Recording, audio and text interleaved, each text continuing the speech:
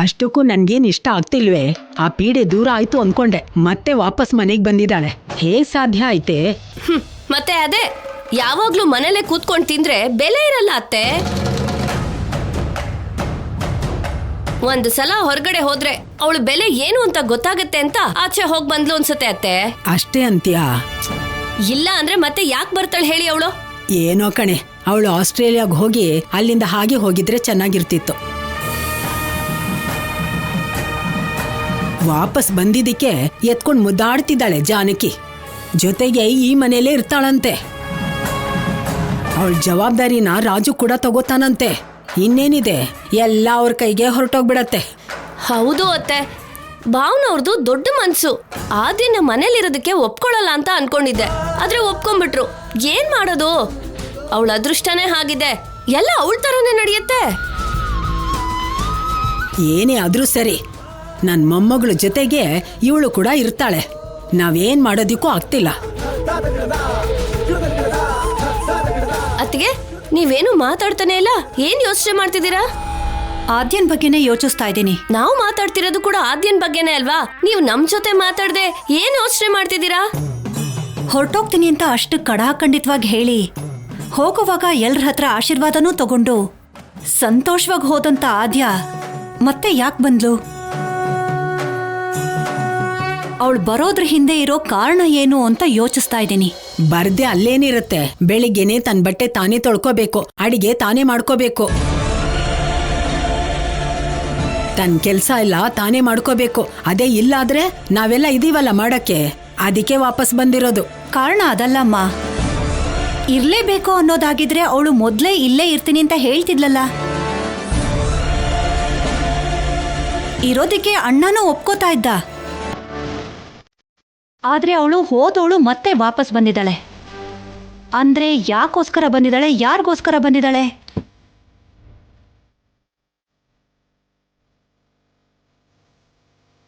ಹೌದು ಅದ್ಕೆ, ಒಳ್ಳೆ ಡೌಟೇ ಕೇಳಿದ್ರಿ. ಅವಳು ಮತ್ತೆ ಯಾಕೆ ವಾಪಸ್ ಬಂದ್ಲು ಅಂತ. ಇಲ್ಲಿವರೆಗೂ ಮಾಮೂಲಿ ವ್ಯಕ್ತಿ ಆಗಿದ್ದ ಆದ್ಯ ಮತ್ತೆ ವಾಪಸ್ ಬಂದಿದ್ದಾಳೆ ಅಂದ್ರೆ ಅದ್ರ ಅರ್ಥ ಏನಾಗಿರುತ್ತೆ? ಅಲ್ಲ, ಅವಳನ್ ಏನು ಅಂತ ಅರ್ಥ ಮಾಡ್ಕೋಬೇಕು. ಅಂದ್ರೆ ಇಷ್ಟು ದಿನ ಜೊತೆಗಿದ್ದಿದ್ದಲ್ವಾ, ಹೋಗೋದಿಕ್ಕೆ ಮನಸ್ಸು ಒಪ್ಕೋತಾ ಇಲ್ವೋ ಏನೋ. ಅಮ್ಮ, ಅವಳ ಬಗ್ಗೆ ಗೊತ್ತಿಲ್ಲದೆ ಇರೋಳ ಥರ ಮಾತಾಡ್ತಿದ್ಯಲ್ಲ.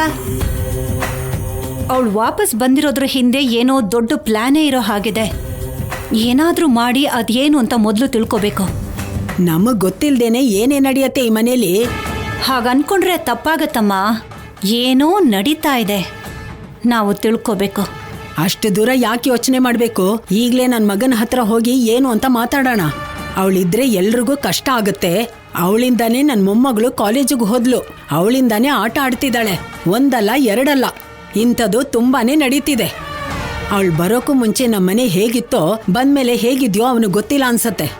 ಅನ್ಕೊಳ್ದೇನೆ ಬಂದು ಉಳ್ಕೊಂಡ್ಲು, ಬೇಕು ಅಂತ ಹೊರಟೋದ್ಲು, ಮತ್ತೆ ವಾಪಸ್ ಬಂದ್ಲು. ಅವಳ ಅಗತ್ಯಕ್ಕೆ ನಮ್ಮನೇನ ಉಪಯೋಗಿಸ್ತಿದ್ದಾಳೆ. ಅಂತವಳನ್ನ ನಮ್ಮನೇಲಿ ಯಾಕೆ ಇಟ್ಕೊಳ್ಳೋದು? ಓದು ಅದು ಇದು ಅಂದ್ಲು ಅನ್ಕೋ, ಹಾಸ್ಟೆಲಲ್ಲಿ ಇರಿಸಿ ಓದ್ಸೋಣ ಅಷ್ಟೇ ಹೊರತು ನಮ್ಮನೇಲಿ ಬೇಡ ಅಂತ ಹೇಳಿ ಹೊರಗಡೆ ಕಳಿಸ್ತೀನಿ. ನನ್ ಮಗ ನನ್ ಮಾತು ಕೇಳ್ತಾನೆ. ಅಣ್ಣ ನಾನ್ ಏನ್ ಹೇಳಿದ್ರು ಕೇಳ್ತಾನೆ. ಭಾವನವರು ನಾನು ಏನ್ ಹೇಳಿದ್ರು ನಂಬ್ತಾರೆ. ಈ ಮನೆಯಲ್ಲಿ ಅವಳಾದ್ರೂ ಇರ್ಬೇಕು, ಇಲ್ಲ ನಾವಾದ್ರೂ ಇರ್ಬೇಕು. ನಡೀರಿ, ಬನ್ನಿ.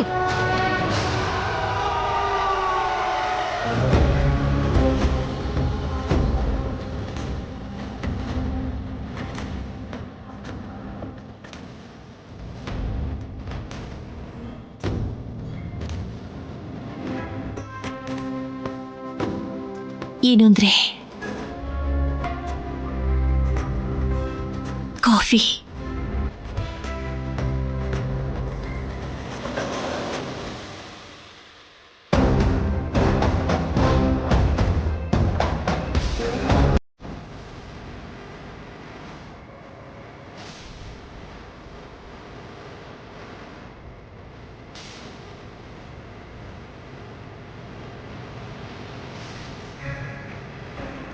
ನಿಮಗೆ ಒಂದು ವಿಷಯ ಹೇಳಬೇಕು ಅಂತ ಬಂದೆ.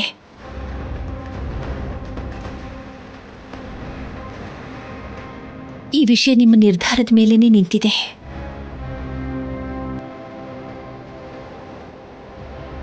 ನಮ್ಮ ಆತ್ಯ ವಾಪಸ್ ಬಂದ್ಬಿಟ್ಲು ರೀ.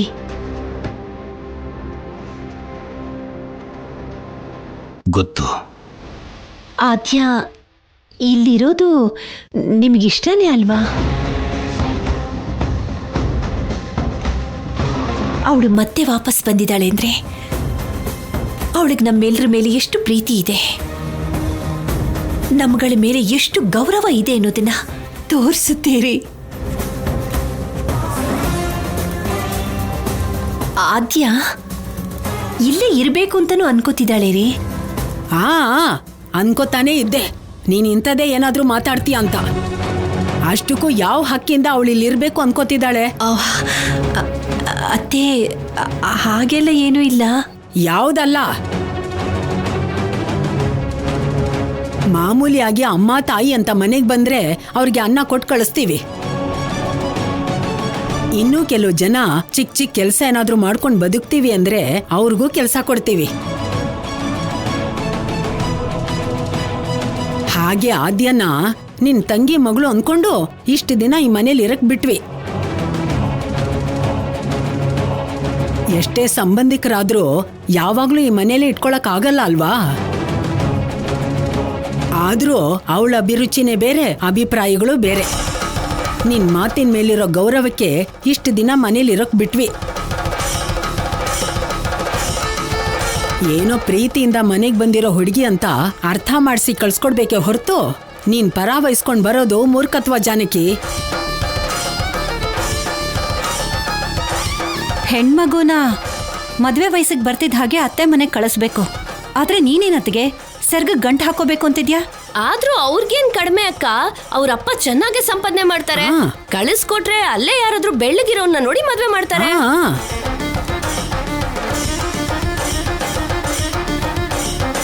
ಅತ್ತೆ ಅವಳಿಗೆ ಮದ್ವೆ ಆಗೋವರೆಗೂ ಇಲ್ಲೇ ಇರಬೇಕು ಅಂತ ಅನ್ಕೋತಿದ್ದಾಳೆ.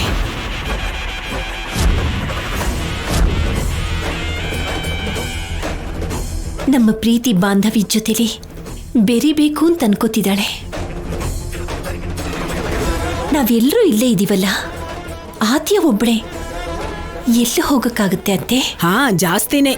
ನೀನ್ ತಂದಿರೋದು ಹೂವಿನ ಬುಟ್ಟಿ ಅಲ್ಲ, ಬೆಂಕಿ ಬುಟ್ಟಿನ. ಅವಳು ಬರ್ತಿದ್ದ ಹಾಗೆ ಮನೇಲಿ ಮಕ್ಕಳೆಲ್ಲ ಹೇಗ್ ಬದಲಾಗಿದ್ದಾರೆ ಅಂತ ನೀನೇ ನೋಡ್ತಿದ್ಯಲ್ಲ. ಅವಳೇನೋ ಕರೆಂಟ್ ಪೆಟ್ಟಿಗೆ ತಂದಿದ್ದಾಳೆ. ಅದೆಲ್ಲ ಅತ್ತೆ ಲ್ಯಾಪ್ಟಾಪ್ ಅಂತಾರೆ. ಯಾವ್ದೋ ಒಂದು ಟಾಪ್. ಅವಳಿಂದಾನೇ ಅಲ್ವಾ ನಮ್ ರಾಜಲಕ್ಷ್ಮಿ ಸಮಸ್ಯೆಗೆ ಸಿಕ್ಕಾಕೊಂಡಿದ್ದು. ಅವಳಿಂದಾನೇ ಅಲ್ವಾ ರಾಮ ಸೀತೆ ಆಗಿರೋ ನೀವು ದೂರ ದೂರ ಬದುಕ್ತಿರೋದು.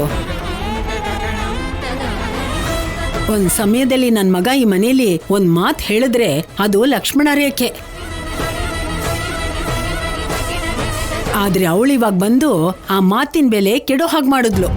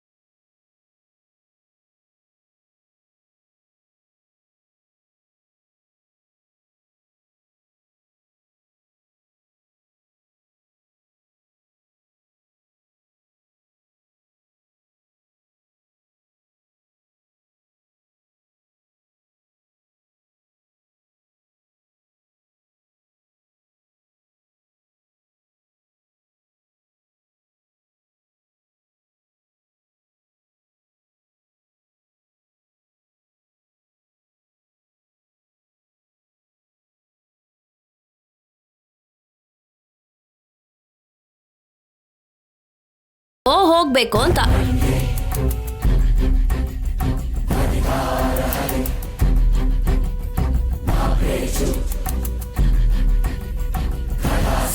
ಯಾಕೆ ಮಾತಾಡ್ತಿಲ್ಲ ರಾಜು?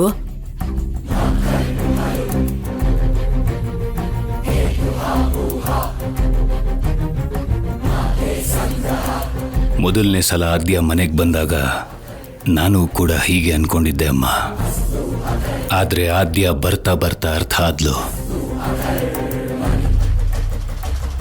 ಆದ್ಯ ಎಲ್ರ ಹಾಗಲ್ಲ. ಅವಳು ಮನ್ಸಲ್ಲಿ ಏನಿದೆಯೋ ಅದನ್ನೇ ಮಾಡ್ತಾಳೆ. ಅವಳು ಯಾವುದು ಒಳ್ಳೇದು ಅನ್ಕೋತಾಳೋ ಅದನ್ನೇ ಮಾತಾಡ್ತಾಳೆ. ಅಂತ ಒಳ್ಳೆ ಗುಣ ಇರೋ ಹುಡುಗಿರು ತುಂಬಾ ಕಡಿಮೆನಮ್ಮ.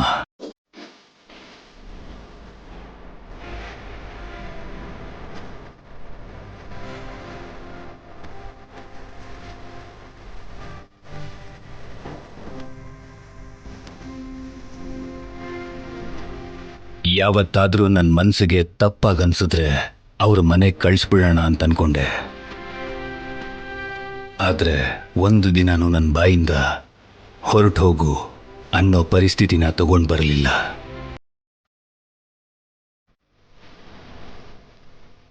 ಲೇ ರಾಜು, ಏನು ನೀನೇನಾ ಹೇಗೆ ಮಾತಾಡ್ತಾ ಇರೋದು? ನಿನ್ನ ಸೊಸೆ ಮಾತು ಕೊಟ್ಟಿದ್ದಾಳೆ. ಕೊಟ್ಟಿರೋ ಮಾತನ್ನ ಉಳಿಸ್ಕೊಳ್ಳೋದು ತುಂಬ ಕಷ್ಟನಮ್ಮ. ಅಂಥದ್ದು ನಿನ್ನ ಸೊಸೆ ಮಾತನ್ನು ಉಳಿಸ್ಕೊಂಡಿದ್ದಾಳೆ.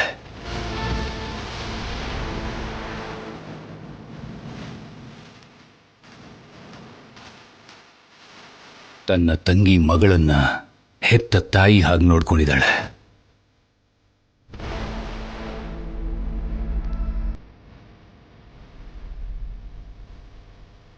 ದೊಡ್ಡಮ್ಮ ಈಗ ಅಮ್ಮ ಆಗೋಗಿದ್ದಾಳೆ.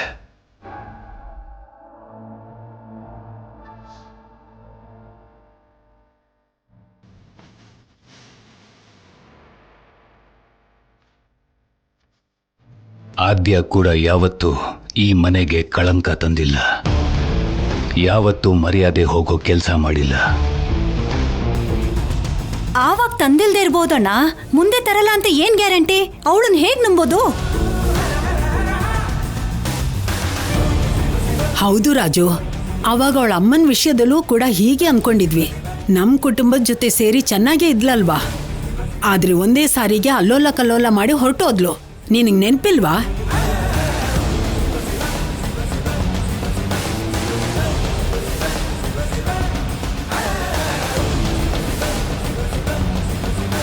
ಸಂಧ್ಯಾ ಮಾಡಿರೋ ತಪ್ಪನ್ನ ಆದ್ಯ ಮಾಡಲ್ಲ ಅಂತ ಅನ್ನಿಸ್ತಾ ಇದೆ ಅಮ್ಮ.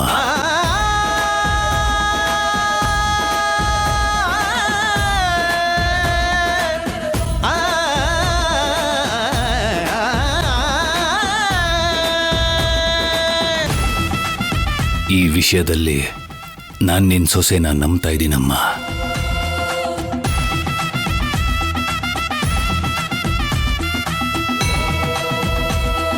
ನನಗೆ ನಿನ್ನ ಸೊಸೆ ಮೇಲೆ ಸ್ವಲ್ಪ ಕೋಪನೂ ಇದೆಯಮ್ಮ. ಅವಳು ಏನು ಅನ್ಕೋತಾಳೋ ತಾನೇ ನಿರ್ಧಾರ ತಗೊಂಡು ಅದನ್ನ ನಮಗೆ ಹೇಳ್ದೇನೆ ಮಾಡ್ತಾಳೆ. ಅದಕ್ಕೆ ನಾನು ಅವಳನ್ನ ದೂರ ಇಟ್ಟಿದ್ದೀನಿ.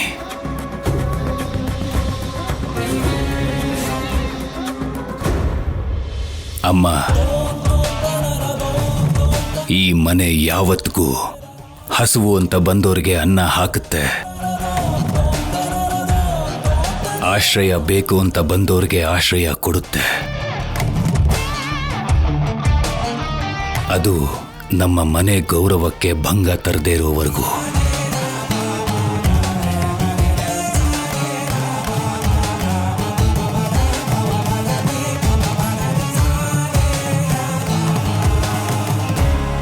ಇವಾಗ ನಿನಗೆ ಸಂತೋಷ ಆಯ್ತಾ?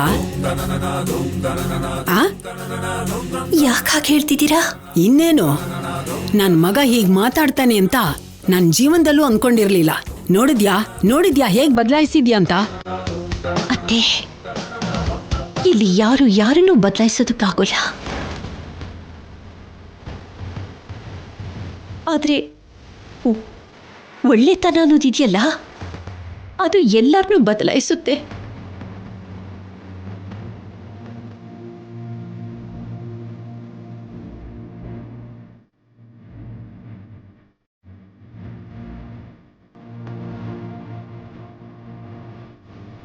ಈಗ ಏನಮ್ಮ ಮಾಡ್ತೀಯಾ? ನನ್ನ ಮಗ ಜಾನಕಿ ಮಾತು ನಂಬಿ ಈ ನಿರ್ಧಾರ ತಗೊಂಡಿದ್ದಾನೆ. ಆ ನಿರ್ಧಾರ ಸರಿ ಅಲ್ಲ ಅಂತ ಅವನಿಗೆ ನಾವು ತಿಳಿಸಿ ಹೇಳಬೇಕು.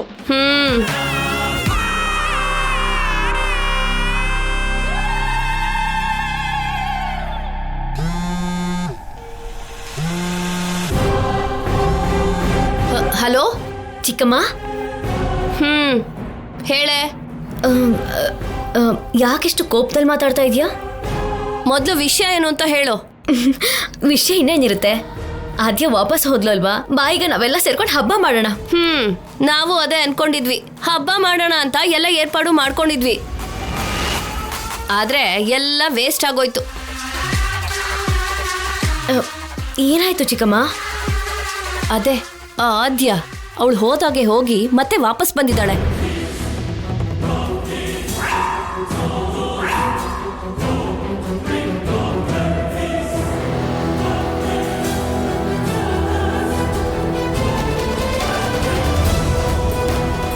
ಏನ್ ಹೇಳ್ತಾ ಇದೆಯಾ ಚಿಕ್ಕಮ್ಮ? ಆದ್ಯ ವಾಪಸ್ ಬಂದ್ಲಾ? ಅಷ್ಟೇ ಅಲ್ವೇ, ಇನ್ ಮುಂದೆ ಅವಳು ಇಲ್ಲೇ ಇರ್ತಾಳಂತೆ. ಇದೇನಿದು, ಅವ್ರಪ್ಪ ಬಂದು ಅವಳನ್ನ ಆಸ್ಟ್ರೇಲಿಯಾಗೆ ಕರ್ಕೊಂಡು ಹೋಗ್ತೀನಿ ಅಂತ ಹೇಳ್ತಾ ಇದ್ರು. ಅವ್ರು ಕರ್ಕೊಂಡು ಹೋದ್ರು ಕಣೆ. ಇವಳಿಗೆ ಈ ಮನೆ ಮೇಲೆ, ಈ ಮನೆಯಲ್ಲಿರೋ ವ್ಯಕ್ತಿಗಳ ಮೇಲೆ ಮನ್ಸಾಯ್ತಂತೆ, ಅದಕ್ಕೆ ವಾಪಸ್ ಬಂದ್ಲಂತೆ. ಈಗ ಅವಳು ಬಂದ್ಲು ಅಂತ ಮನೆಯವರೆಲ್ಲ ಹೇಗೆ ಒಪ್ಕೊಂಡ್ಬಿಟ್ರಿ? ಅತ್ತೆ ಮತ್ತೆ ದೊಡ್ಡಪ್ಪ ಏನು ಹೇಳಲೇ ಇಲ್ವಾ? ನಾವೆಲ್ಲರೂ ಕಳಿಸ್ಬಿಡೋಣ ಅಂತಾನೆ ಅನ್ಕೊಂಡ್ವಿ. ಆದ್ರೆ ಭಾವನವ್ರೆ ಆದ್ಯ ಇಲ್ಲೇ ಇರ್ತಾಳೆ ಅಂತ ಹೇಳಿದ್ರು. ಜಾನಕಿ ಅಕ್ಕ ಭಾವನವ್ರನ್ನ ಒಪ್ಸಿದ್ರು. ಇನ್ನೀ ಆದ್ಯನ ಈ ಮನೆಯಿಂದ ಕಳ್ಸಕ್ಕೆ ಈ ಪ್ರಪಂಚದಲ್ಲಿ ಯಾರಿಂದಾನೂ ಆಗಲ್ಲ. ಚಿಕ್ಕಮ್ಮ, ನನಗೀಗ ಏನ್ ಮಾಡ್ಬೇಕು ಅಂತ ಅರ್ಥನೇ ಆಗ್ತಾ ಇಲ್ಲ. ಇಷ್ಟಕ್ಕೂ ಅವಳು ಏನಕ್ಕೆ ಬಂದ್ಲು? ಜಾನಕಿ ಅಕ್ಕಂಗೋಸ್ಕರ ವಾಪಸ್ ಬಂದೆ ಅಂತಿದ್ದಾಳೆ. ಇನ್ ಭಾವನವ್ರ ಸಪೋರ್ಟ್ ಕೂಡ ಸಿಕ್ಕಿದೆ. ನಾವ್ ಅವಳಿಗೇನು ಮಾಡಕ್ ಆಗಲ್ವೇ? ಆದ್ಯ ಹೋದ್ ಕೂಡ್ಲೆ ದರಿದ್ರ ದೂರ ಆಯ್ತು ಅಂತ ಅನ್ಕೊಂಡಿದ್ದೆ. ಯಾವ ತಲೆನೋವು ಇರಲ್ಲ ಅಂತ ಅನ್ಕೊಂಡಿದ್ದೆ. ಈ ತರ ಆಗುತ್ತೆ ಅಂತ ಅನ್ಕೊಂಡಿರ್ಲಿಲ್ಲ ಚಿಕ್ಕಮ್ಮ. ಏನ್ ಮಾಡು ಅಂತೀಯೇ? ಎಲ್ಲ ನಮ್ ಕರ್ಮ ಕರ್ಮ. ಏನು ಅನ್ಕೊಂಡ್ರೆ ಇನ್ನೇನೋ ಆಯ್ತು. ಸರಿ ಸರಿ, ನೀನ್ ಹುಷಾರಾಗಿರು. ಇಲ್ಲೋಡು, ಸುಮ್ನೆ ಜಾಸ್ತಿ ಯೋಚನೆ ಮಾಡಿ ಗ್ಲಾಮರ್ ಹಾಳು ಮಾಡ್ಕೋಬೇಡ. ಮೊದ್ಲೇ ನೀನ್ ಮದುಮಗಳು, ಸರಿನಾ? ಯಾಕೆ ಮಾತಾಡ್ತಿಲ್ಲ ಚಾರು?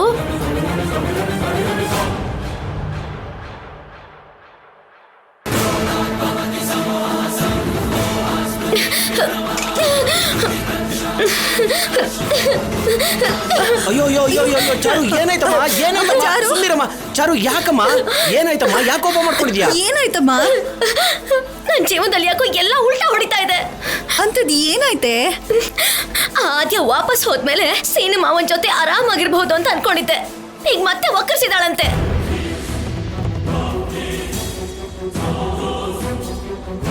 ಏನಾಯ್ತೆ? ಮತ್ತೆ ಯಾಕೆ ಬಂದಿದ್ದಾಳೆ? ಯಾರಿಗ್ ಗೊತ್ತಮ್ಮ. ಅವಳಿಗೆ ಮತ್ತೆ ಅದ್ಯಾವ ದೆವ್ವಮ್ಮನ್ ಮೆಟ್ಕೊಳ್ತೋ ಏನೋ, ಮತ್ತೆ ಮನೆಗೆ ಬಂದಿದ್ದಾಳೆ. ನನ್ನ ಮಾವನ್ನು ದೂರ ಮಾಡ್ಬೇಕು ಅಂತಾನೆ ಬಂದಿರ್ತಾಳೆ. ಚಾರು, ಯಾಕೆ ನೀನು ಅವಳ ಬಗ್ಗೆ ಅಷ್ಟೊಂದು ಯೋಚನೆ ಮಾಡ್ತಿದ್ಯಾ? ಮದುವೆ ಏರ್ಪಾಡೆಲ್ಲ ನಡೀತಿದೆಯಲ್ವಾ? ಮದುವೆ ಆದ್ಮೇಲೆ ಮುಗೀತು. ರಾಜಾರಾಮ್ ಅವ್ರು ಮಾತು ಕೊಟ್ಟಿದ್ದಾರೆ ಅಂದ್ರೆ ಪ್ರಾಣ ಹೋದ್ರೂ ಮಾತು ತಪ್ಪಲ್ಲ. ಈಗ ಮದುವೆ ಬಗ್ಗೆ ನಿನಗೆ ಯಾವ ಸಮಸ್ಯೆನೂ ಇಲ್ಲ.